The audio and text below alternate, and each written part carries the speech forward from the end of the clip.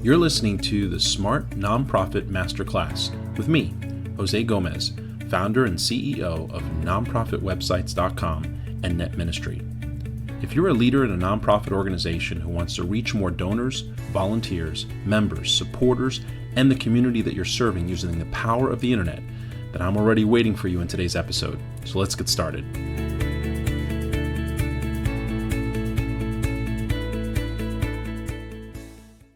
All right, hi everybody. We are excited about this next episode of the Nonprofit Masterclass. And I'd like to first introduce our guest, Jean. Jean, would you like to say something about yourself? Give us a little bit of your information and background. But this is Jean Lawrence Rightmire. She is well, I'm going to let her tell you exactly what she does. Go ahead, Jean. Well, thank you very much. I am born and bred in New York State and am a 30-year plus veteran of nonprofits, administration, management, fundraising consultant, grant writer, strategic planner, kind of do it all. And I've dealt with organizations as small, as one person or those wanting to get started as a nonprofit, and large post-secondary institutions as well. That's wonderful. And Jean, the thing that really intrigued me about you, there's a number of people that join the various groups that we create, and the specific group that we met in was the Nonprofit Leader Insiders group on Facebook. And you came in, and immediately I saw your background, and I, as I always do for folks that come in, especially if they seem like consultants, I jump in and start asking a few questions. And I think you and I both know that in this industry, there's a lot of folks that read a book and start a consultancy. And so I like to kind of qualify folks and know what kind of advice they would potentially be giving the people in our groups. And I loved your answers to the questions I was asking. They really, for me, provided me with insight into your experience and your expertise. So I want to thank you for being willing to sit under the swinging light bulb as I asked you these questions. Not a problem. Happy to do it. Well, Jean, tell me a little bit about just, you gave us a little intro about your background, but how did you get started in the nonprofit sector? How did you begin to work with nonprofits, and what direction did that take from the beginning? Well, interestingly enough, it was more by happenstance. When I graduated college, I was graduated as a teacher. Teaching jobs were very, very far and few between, unlike today. And I managed to secure a teaching position a few hours from my home, where I grew up in Ithaca, New York. But then after a year, wanted to move closer to home. There still weren't the teaching jobs. So I went into the nonprofit sector and used my degree in a different manner at that point. And then it sort of just evolved from there. And I was probably, I think, 27 years old, and was offered my first position as an executive director. Oh, wow. And at the time, in Central New York, the American Cancer Society used to have a unit office, so a presence, in every county in New York State, and the state office was in Syracuse, which is about 30 miles from Cortland, where I got this directorship. And I actually applied for the position thinking, oh, I could do that, not really knowing all that was involved. And fortunately had a tremendous mentor at the state office, who helped me learn some of the ropes, because I was still expected to raise, I think back then, and this was, of course, I'm dating myself, in the 80s, $60,000 or $75,000 a year. And the office had not had an executive director for a significant number of months. Wow. So when that happens in a small organization, it was me and a part-time secretary who I had to hire. Volunteers kind of go away, and the funding dries up. And that was when we still went door to door and asked for donations for the American Cancer Society. And I had to learn how to plan special events and how to do, coordinate volunteers and how to understand bequests and planned giving and all of those sorts of things that was a foreign language to me in the beginning, but it was a tremendous training ground for me. And then I kind of just catapulted from there. Yeah, that sounds, and what a tremendous just throwing you into the fire situation, right? Yeah. You think about that if you wouldn't have been in that situation, if you wouldn't have been in the position and just kind of thrown into the fire like that, how long it would have probably taken to learn the things that you learned, and then if you wouldn't have had that mentor, all the different ways you probably would have tried it before you figured it out. But you were Correct. just in that great situation where they put you in the pressure cooker, gave you the tools, gave you somebody to help you out, and you were able to thrive. Exactly. And they obviously saw something in me Hmm. that led them to hire me at such a young age with such a tremendous amount of responsibility. Because there were a multitude of programs that they used to do back then. They've kind of, pulled themselves in a bit more than they used to be at the American Cancer Society. But it was a way for me to learn the ropes kind of as I was going, but I wasn't completely by myself. And it taught me how fund development, it has to be, its hand has to be in every component of an organization. It cannot be standing out on its own, which often is what happens in many organizations. Well, you just go raise the money, and we'll worry about the programming and services and whatever else it may be. And it can't. Fund development cannot act in that manner. It has to be integral into every aspect of an organization. Now, is that something that you realized, a realization you came to through trial and error, or is that something that your mentor was able to pass on to you? I think it's a combination of both, Hmm. but I also think it's a combination of my own personality and my own upbringing of being curious and asking questions and observing. And I'll give you a perfect example. When I worked at a local hospital in the Office of Community Relations and Development, they did an annual appeal. I think they still do. But they only sent it out to key number of people. And it's a county of a population of now about 100,000 people. And I led the staff and physician component of that in addition to the other one. And we lived still within the county, but about 12 miles from the hospital, give or take.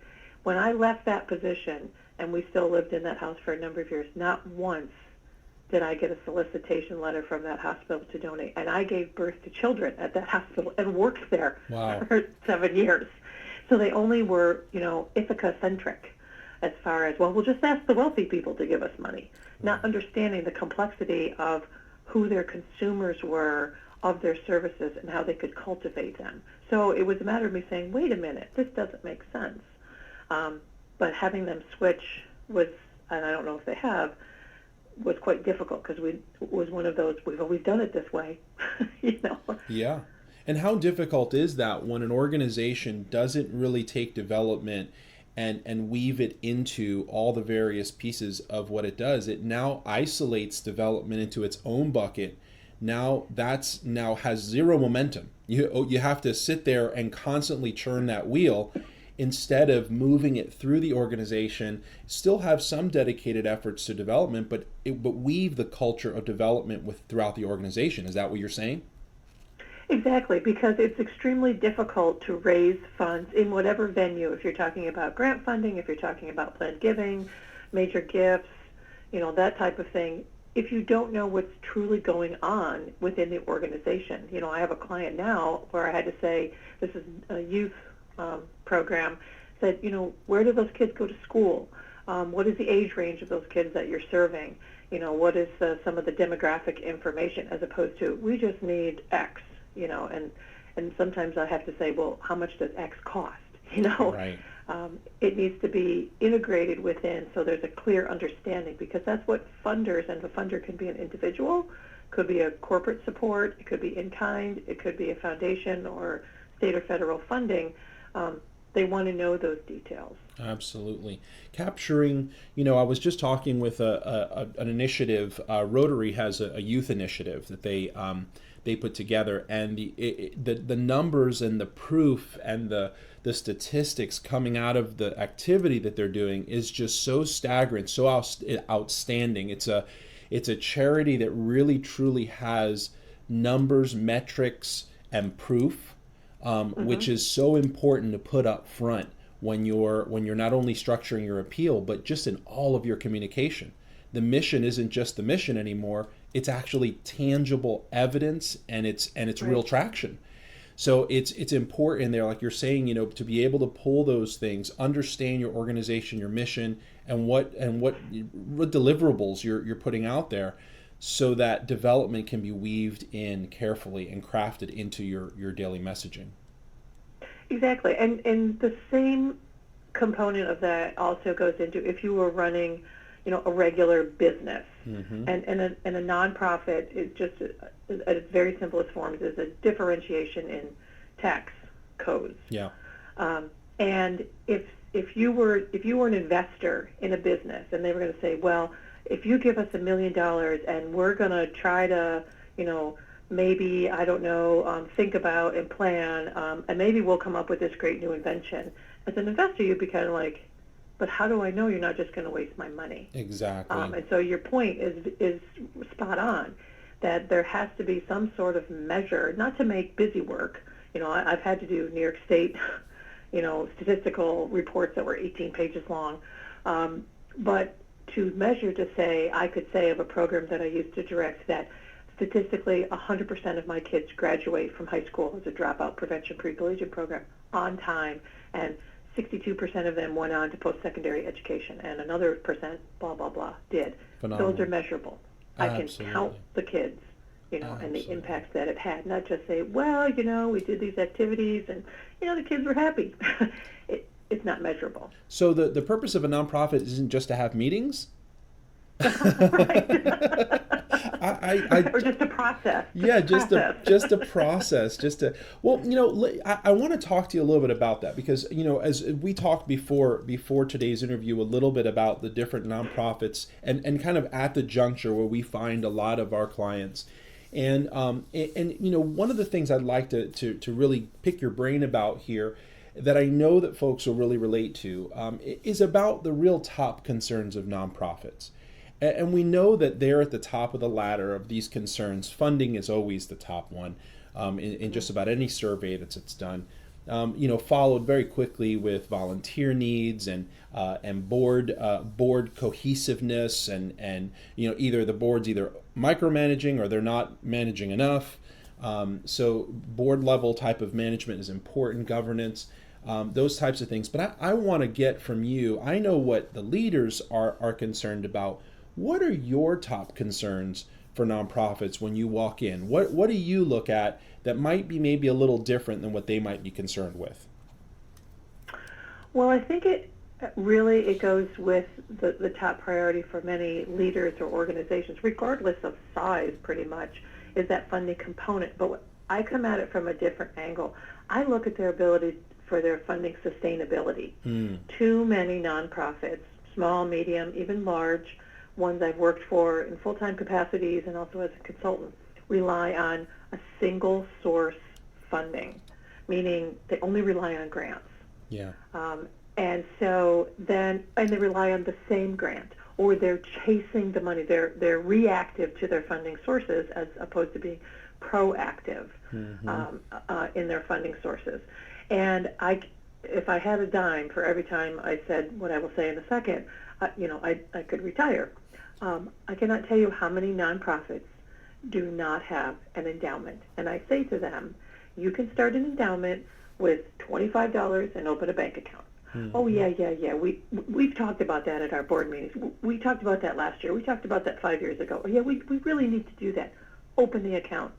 Because there are a percentage of people who will donate, and it's overwhelmingly people who give to people. It's not grants, it's not foundations, it's not corporations, it's people who don't want to give to general operating, who don't want to give to buy the new bicycles or the trombones or the kickballs or whatever. They will give to an endowment, and that's also how you build your major gifts program.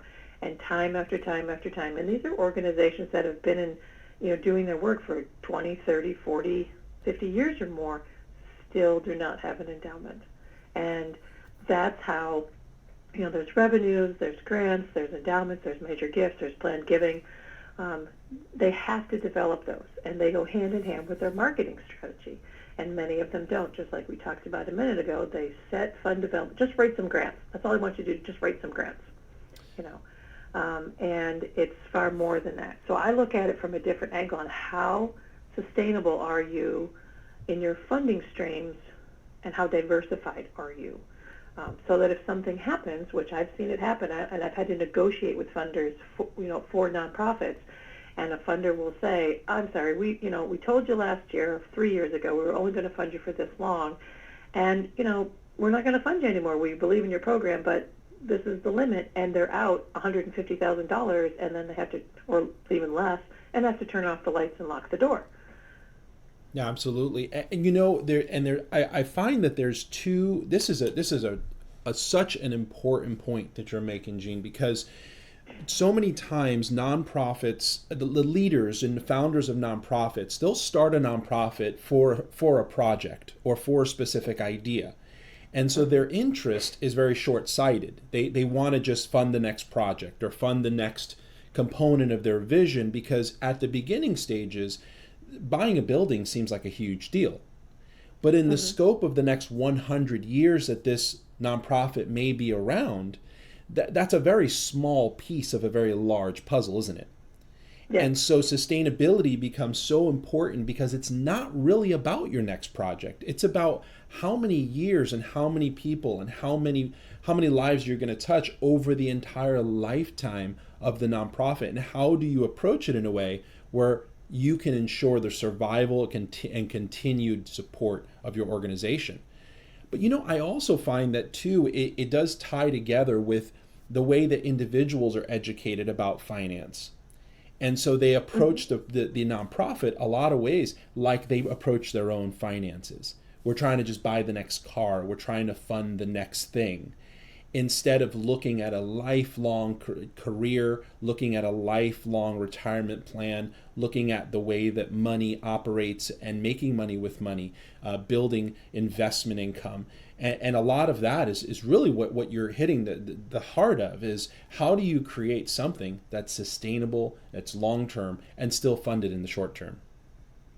Exactly, and they're often robbing Peter to pay Paul. And I came across an article just the other day. I don't remember the source, unfortunately, because I read so much.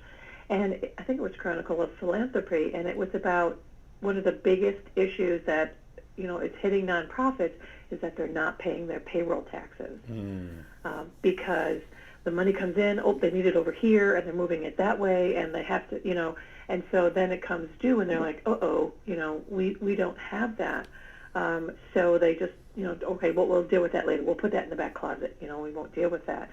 And that so many of these, particularly small to medium-sized nonprofits, are just not, their idea is great, what they want to do is great, but they also often try to operate in isolation, in the fact that what else is going on in their community, and how can they collaborate with other community members who have like or shared services, or have, their population can benefit from what this new or whatever small organization might be doing.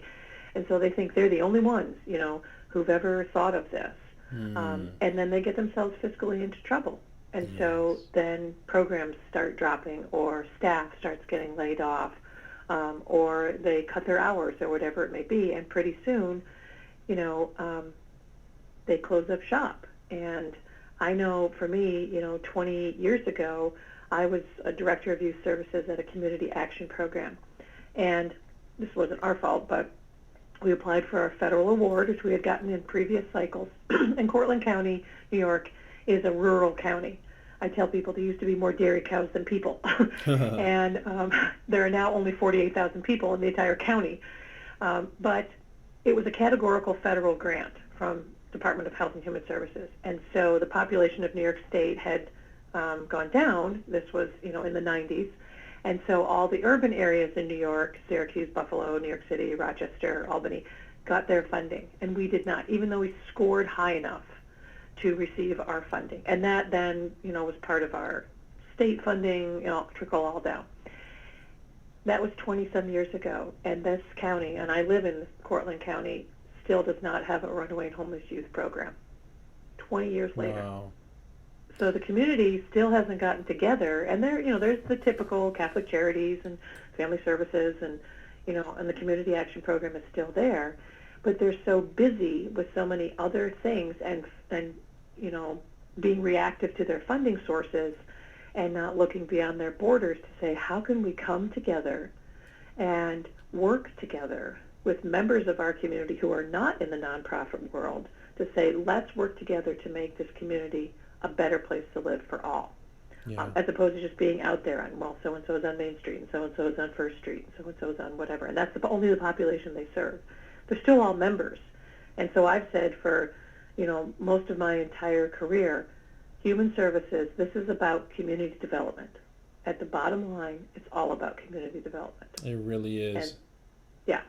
It really, really is. And what do you feel in your experience? What do you feel is when you approach a new client, when you approach a nonprofit that you've met, what do you feel the real telltale signs? Maybe if you can give three that really help you identify whether or not this organization is probably a healthy nonprofit. Well, I think the first, which is pretty encompassing, is to put bluntly, how panicked they are about having to raise money. Mm-hmm. And how they think, well, if you just do this, then in 30 days we'll have $100,000, and not planning that out.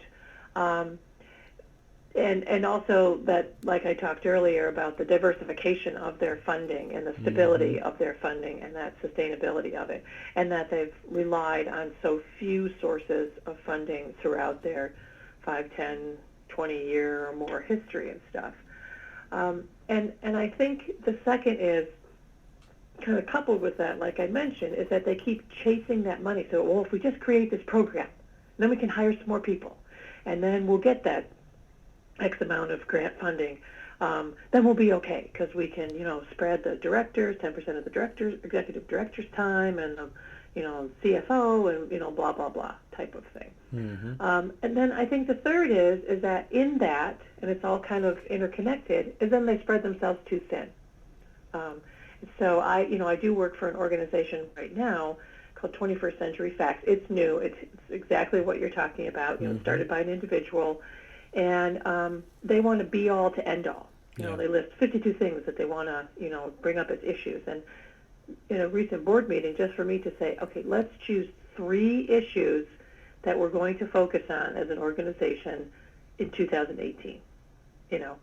So just getting them to narrow down, and then they'd say, board would say, healthcare, because the organization is about promoting, using media and social media to promote factual information about certain topics with all the fake news out there, and still having them understand, like benchmarks and measurables and engaging the community. And so when, the word healthcare went out there, I said, what component of healthcare? That's pretty broad. Yeah. And so that's what nonprofits get to do. Well, we'll pick up this program. Well, we'll pick up this program. Well, we'll get into, it'd be like the Mexican restaurant suddenly deciding to serve also Chinese and Italian and, Colombian type of cuisine just because they weren't getting enough people through their door, even though they didn't necessarily that fit their theme, that they've never cooked Italian food, but we're going to offer it anyway. Yeah, exactly. Because there's money out there for that. Of course, and that's what we need tomorrow, right? We need that money tomorrow. Exactly. Because if we're going to close our door doing that thing that we actually open to do. I think that is so key. Even in business, typically where you see mistakes made is when folks try to do too many things, try to be too many things to too many people. And so you end up either having to spend billions of dollars to attract a very, very broad audience, or you just end up going broke. And so the idea here is learn how to do one thing right. In the nonprofit world, I like to modify that a little and say learn how to show one set of results first. Show us what you can do.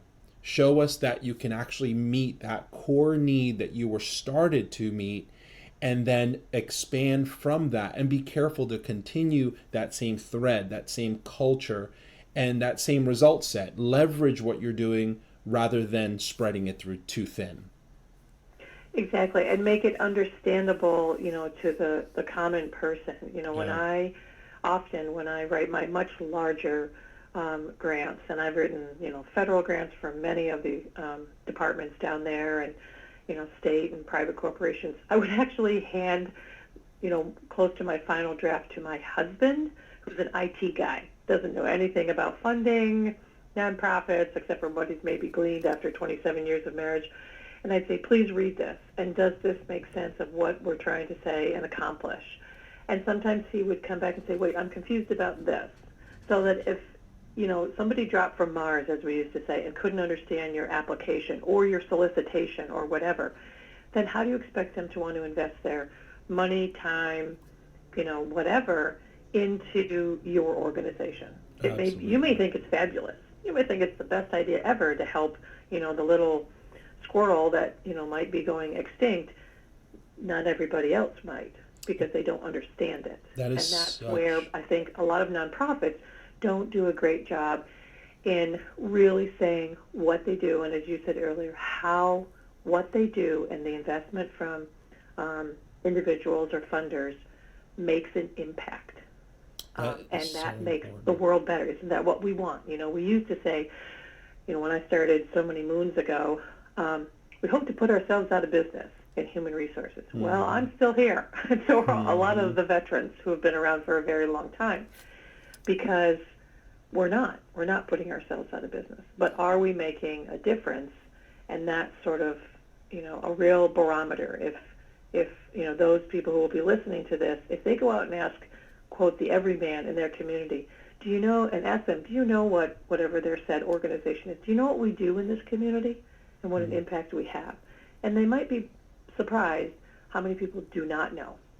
So important. So important. There is a language of the community, and then there is an internal language, right? And it's very different from organization to organization. And then there's a funding language that's common among nonprofits.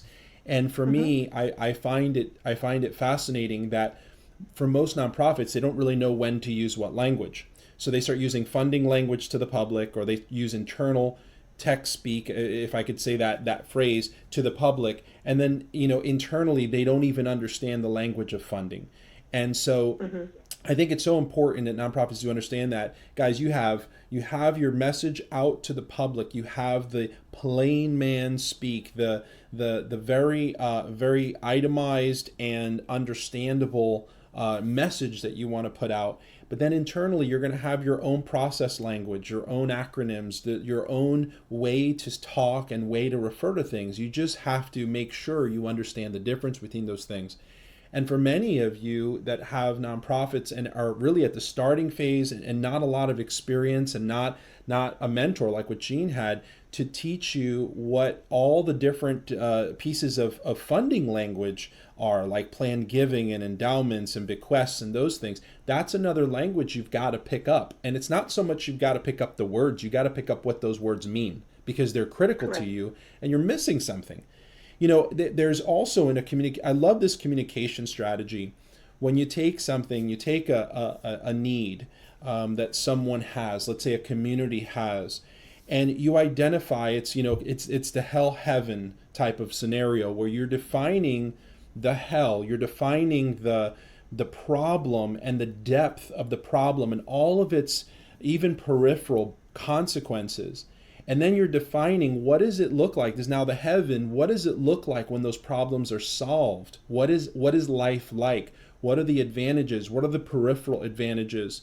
And now your nonprofit is the prescription on getting from the hell to the heaven. So whatever that is, whether it's the 3-point strategy, or it's your 8-week course, or it's your 1 year study. But it's the nonprofit is presumably the bridge between the hell, the problems that are happening, and the heaven, what it looks like when the problem is solved. Gene, would you agree with that? I would agree with that, and that also by communicating that to the public, then the public also starts to see within their community or communities that they serve that nonprofits aren't just there for a handout, always there to say, please give us money because. Um, and so, one of the things many years ago, again, when I was at the Community Action Program, one of the programs I was responsible for was, again, the Runaway and Homeless Program. And I actually was able to get just that program, not the whole agency, to be a United Way member, which is pretty unique. And at that time, that's when United Way was going through all these metrics, and it was just incredibly complicated. And I sat there in front of the application for a little bit and said, okay, I'm overthinking this. Like, I had to fill this out for us to get our, I don't know, $10,000 or $20,000, I don't remember. And then it sort of dawned on me, like, if I'm helping these children, what is it that we want for them? And so it was like, the light bulb went on. We want a safe place and environment for them to live. Mm-hmm. We want them to have healthy relationships, as opposed to, 2 times a week they would be seen by a case manager and blah, blah, blah. Exactly. That's process. That is process. That's not outcome. And I think that's what people get confused when they look at grant applications and they think, oh, well, we'll just say that they'll count beans, B-E-A-N-S, not beings, and what impact that has on those beings. And I've had to do those statistical reports, but many who work on funding sources, and they even put it in their letters or, social media posts to donate, they still think of those beans, Well, if you give, you can have 52, meals given or whatever. But what do those meals mean? Exactly. What does that mean to those families in that community? And that's where that next step has to come, for it. And so I think that integration is so critically important for nonprofits, not only now, but particularly now with tax reform and how people are going to donate and our younger generations of donors. Yeah. They want to see impact. They're not just going to write the check like Grandma did because they want to know why. They want to get involved. And I saw a huge shift in giving at Katrina. Hurricane Katrina was a watershed moment. Absolutely. Because that's where people could give online through their phone. They could get updates. They could do whatever. It was brilliant of the American Red Cross, absolutely brilliant. And so that's where on the local level and on the regional level, that's where you want to talk to younger people, millennials. I have a millennial. My daughter is of that group. And they're a little more leery of organizations. And they want to know the whys, and they want to know, what difference does my money make, no matter how big or small. And value of your organization is defined. If you take the heaven, you subtract the hell, the difference in between is the value. It's not the process. So you could literally change that process, refine the process, remove steps. That's not the value of your organization. The work is not the value. It's that progress. Can we really get a condition, a people, a situation from one place to a place that is better because you did something? And that value between is the value of the organization and its mission. Gene, I want to ask you one more thing here as we wrap up. Tell me a little bit about, because my company, what we do is we're an agency that works with nonprofits. And what we try to do is come alongside of them and help them to establish an entire presence. A lot of times organizations, they kind of put websites next to business card and logo, and they just kind of check it off. Yep, we got a website, got one of those. And not realizing that there's no such thing as getting a website. This is an ongoing, living, breathing, not even a document. It's your headquarters. And it's your international presence, and you're always really evolving it, changing it, and making it more of what you need. And then there's so many components to that. Everything from email all the way to social media, all the way to advertising online and Google's grant program and so many different things, so many pieces to it. What we try to do is come alongside of organizations to help them to establish their presence entirely so that all the pieces are in place, the machine is actually moving for them, and they can go focus on what they actually do as a nonprofit. They don't have to go around and play too much with the website. They can just have that all in place. And moving forward, they have a team to help support them. I'd like to know, what you've seen over the last, obviously, 2 decades. We've seen nonprofits really move into online strategies. We've seen the digital has become much more meaningful and important to the nonprofit sector. Give me your 2 cents on digital websites, social media, email, all that stuff. What do you see as the place of that in today's nonprofit world? I think it's critically important, but also in that same realm that it has the right messaging, and you don't, fatigue your audience as well. And we are even now, my daughter is 24, and she's astounded, even within her lifetime, the explosion of instant news, and that can be social media posts, that can be real news worldwide. We know in a millisecond what is happening around the world if we choose to engage. And so our messages also get buried very quickly. Yes, they do. And so while it's a constant thing, there's a fine line on being too obnoxious. Mm-hmm. And I've even used on my personal Facebook page that pause somebody for 30 days because Mm-hmm. it's just been a bit too much. But with that component, it is a vital tool now. It is a tool of communication for many, hundreds of millions of people. But we can't forget some of our older generations. I'm a baby boomer. My mother's still alive in her 80s, who still picks up the paper and reads the paper. Yeah. And what sort of avenue can we use in conjunction? It has to be along a spectrum so that we don't miss out on educating all of our people who want to get involved in whatever capacity. But with social media, we have a great and technology, we have a great platform. And you are absolutely right. People put up a website and they think that's it. That's all we have to do. Never even check it, for a nonprofit, and don't make it hard to navigate, and that turns people off. And I think that in building an organization and building their technology and their social presence, they need to be cognizant of who their audience is, not only those that might be potential donors or who may volunteer their time, but also those people who may benefit from their services. Jean, that's really insightful. It's powerful what you're saying.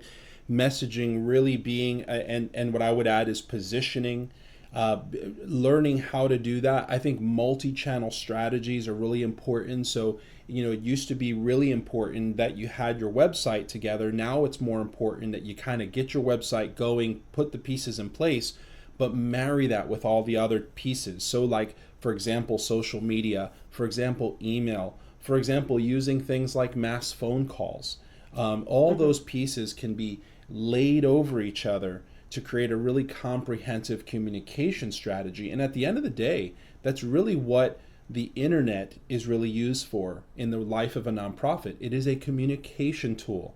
And it is one of, as you've alluded to, many different tools. We can still get out in our cars, go to a neighborhood and knock on doors too, So there's so many things that we can do with the internet. What we've realized over time is that the best strategies really do combine all the different components. And social really being, although it can be really powerful, sometimes it's actually the least powerful of the tool set that the internet gives you. I started the Tampa Bay Society of Photographic Artists, a nonprofit out here in our area, and within a year we have 400 members. And we did that exclusively online. We have real meetings. We've done more art shows than any other group in the state of Florida in just the last 2 years. It's been a tremendous journey, but a lot of it was done purely on the internet, purely using Facebook groups, using email, using a great website that then really brought in people into our mailing list. So we were able to send out emails. We'll pack a meeting if we send the notifications by email, by phone, by Facebook. But when we don't do it, we see the result. 4 people show up at a meeting versus packing a room. Right. Because we use technology versus not. So what you're saying is so important. It's that messaging, it's that positioning, but it's also leveraging the right technologies and the right channels to reach the right audience and knowing who that audience is. Right, and being respectful of that audience, in that they may not be able to, you know, what's the phrase? They may not be able to be there at all times, but they still want to be informed. Yeah, absolutely. So they may not be able to engage every single time, but they still want to be kept abreast of things. And that's even some simple things like with a website, and there's millions of them like them for nonprofits, and you go to donate and it takes you off the organization's website, takes you to PayPal. Yeah. It doesn't route you back. Yeah. You know, there's no way to, you know, and people won't typically sign up for the newsletters or email blasts or whatever, just like how we're doing. Yeah. So they have forgotten their donor. And in fact, I was on a website today, and there was a pop-up. I was doing some research, and it was just a short little survey. Are you a regular donor? Are you an occasional donor? Are you a first-time donor? Click the box. Yep. And they said this. They were saying we were just trying to get some information to help us better serve you. Yeah. Brilliant. Yes. Brilliant. That is. You know. That is. Little things like that. You know, there's some foundational things that every nonprofit can put in place, and then there are tactics like that. There's things you can build on, and you're always going to be building on things. You're always going to be thinking about new ideas, and there's always going to be new approaches and things that will augment your strategy. Jean, you've been really wonderful to have on today. I really appreciate your experience and sharing your expertise here for free with us. Let's go ahead and just kind of wrap up. Tell us how somebody could contact you if they need to. The easiest way, we're right in the process of revamping all of our outreach stuff, but my phone number is 607-849-4194, and I have worked with not-for-profits, you know, across the country. At the moment, I will give my personal email, which is Jean, Jean, at classic, CLASSIC, sport, SPORT, horses, plural.com. We have a large horse farm. And then we are redeveloping our web presence and Facebook and all that, so we've taken it down at the moment. But what I focus on is, you know, kind of the step beyond that you do. I look at an organization, and I've done so many, you know, having been an administrator, program aspects of it and marketing aspects of it, and how that relates to funding and funding sustainability is I'm, you know, knee deep in it, and I ask those tough questions so that they can say, well, you know, we need to. Well, then let's make the plan. Absolutely. So mine is that action oriented to the nuts and bolts of the workings of an organization and how you raise those funds so that organization can continue to make an impact in a community. Well, Jean, I thank you so much for what you do for the nonprofit sector. I wish you a lot of success. I know you've got some years ahead of you to really make some impact, and hope to have the same level of impact that you've had in your career. Thank you so much. All right, thank you. All right, have a wonderful day. Thanks, you too. All Bye-bye. right, bye-bye. All right, folks, that's been today's podcast episode. A little bit longer than the other ones, but wanted to make sure that you got as much value as possible from today. If you have any questions, send us an email. Go to nonprofitwebsites.com. Call Jean up. Get some help. But make sure that you move forward with the information that you've learned. Hopefully you've written some things down to go research. But you know what? Now is the time to get your nonprofit moving and make an impact for your community. Thank you so much for being on our broadcast. I look forward to seeing you on the next one.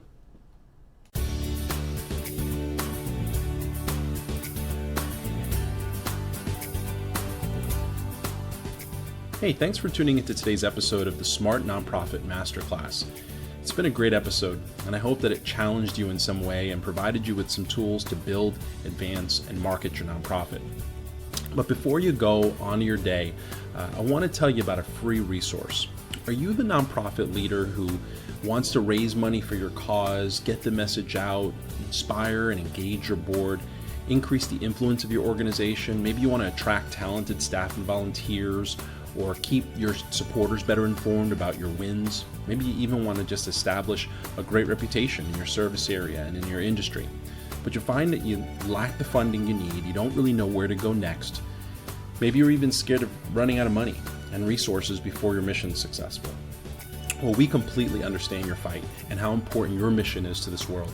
We've worked with over 60,000 nonprofits around the world, for the last 15 years learning about how to build, advance, and market their organizations using the internet.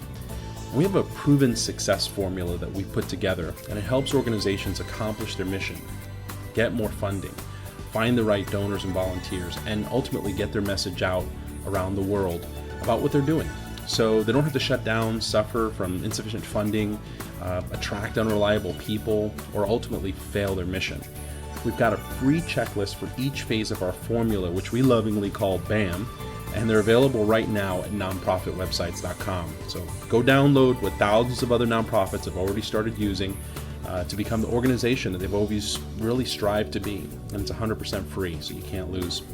Anyway, thank you for listening and have a wonderful rest of your day. See you next time.